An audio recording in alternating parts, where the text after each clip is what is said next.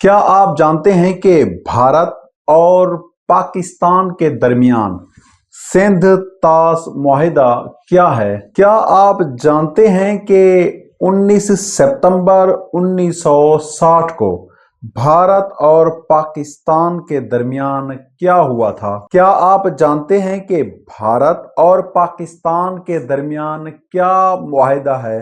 क्या आप जानते हैं कि अगर भारत ने सिंध तास मुआहिदा रोक दिया तो पाकिस्तान को कितनी बड़ी तबाही का सामना करना पड़ेगा? क्या आप जानते हैं कि सिंध वाटर पॉलिसी क्या है? ऐसे बहुत से सवालात के जवाब जानने के लिए आप हमारे YouTube चैनल नजीब टीवी को सब्सक्राइब करें, लाइक करें, कमेंट करें, दोस्तों और फैमिली मेंबर्स के साथ भी शेयर करें, क्योंकि हम नजीब टीवी के ज़रिए आपके रोज़मर्रा के सवालात के जवाबात, मुख्तलिफ मौज़ूआत और कवानीन से आगाही फराहम करने के लिए वीडियोज़ बनाते रहते हैं, ताकि आपको आगाही फराहम कर सकें और आप आगाह होकर मुआशरा में बेहतर और मुहज़्ज़ब अंदाज से ज़िंदगी गुजार सकें। जैसा कि आपको पता है, आज का हमारा मौजू सिंध तास मुआहिदे के मुतालिक है। भारत और पाकिस्तान के दरमियान 19 सितंबर 1960 को पानी की तकसीम का मुआहिदा हुआ था, जो दरियाए सिंध के तास मुआहिदा के तहत भारत के 6 दरियाओं को मख्तस करता है। ये मुआहिदा दोनों मुमालिक के दरमियान सालसी के तौर पर आलमी बैंक की तरफ से तय पाया था। ये मुआहिदा दोनों मुमालिक के दरमियान की शदीद तनाव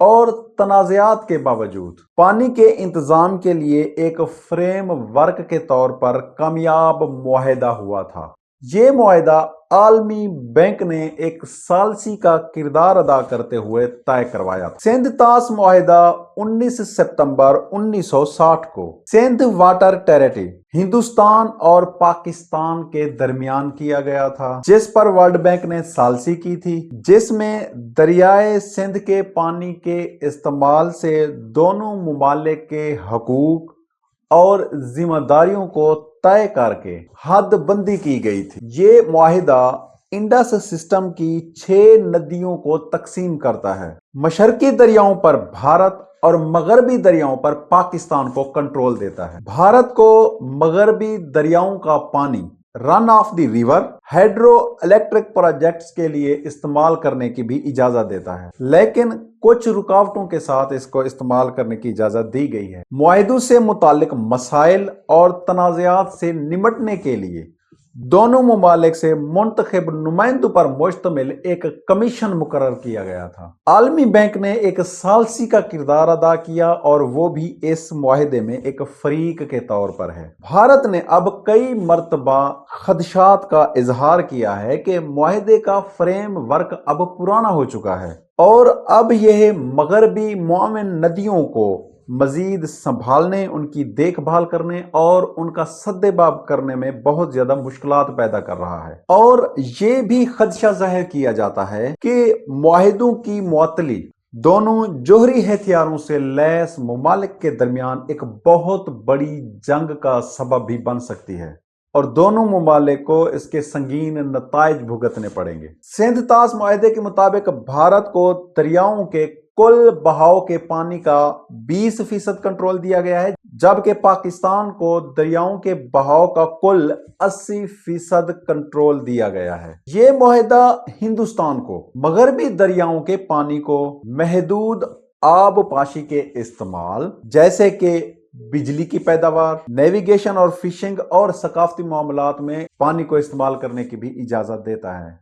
हिंदुस्तान और पाकिस्तान के दरमियान 6 दरियाओं की तकसीम। हिंदुस्तान को 3 मशरकी दरिया सतलुज, ब्यास और रावी और पाकिस्तान को 3 मगरबी दरिया सिंध, जेहलम और चनाब मिलते हैं। भारत मगरबी दरियाओं को गैर इस्तेमाल शुदा जैसे पन बिजली और महदूद आबपाशी के लिए जखीरा भी नहीं कर सकता और दरियाओं और नदियों का रुख भी नहीं मोड़ सकता, जिससे पाकिस्तान को नुकसान पहुंचे اور اس معاہدے کے درمیان دونوں ممالک کے درمیان اٹھنے والے مسائل اور تنازعات کے حل کے لیے دونوں ممالک کے نمائندوں پر مشتمل ایک کمیشن مقرر کیا گیا جس کا ہر سال اجلاس مقرر ہوگا۔ معاہدے کے مطابق ہندوستان پر یہ پابندی عائد کی گئی تھی کہ وہ کسی بھی ذریعے سے مغربی دریاؤں کا رخ نہیں موڑے گا، وہاں ان کا پانی ذخیرہ نہیں کرے گا یا اس میں کسی قسم کی کوئی تبدیلی نہیں کرے گا۔ اس طرح کی اس میں پابندیاں بھی لگائی گئیں، مگر بھارت مغربی دریاؤں پر پان بجلی کے منصوبے بنانے کا اختیار رکھتا ہے۔ معاہدے کے مطابق پاکستان کو یہ حق حاصل ہوگا کہ وہ مغربی دریاؤں کا پانی زراعت کے لیے بھی استعمال کر سکتا ہے اور ڈیم بنانے کے لیے یا پان بجلی بنانے کے لیے بھی استعمال کر سکتا ہے۔ سندھ طاس معاہدہ سیلاب جیسی صورتحال پر قابو پانے کے لیے ایک اہم پیش رفت ہے۔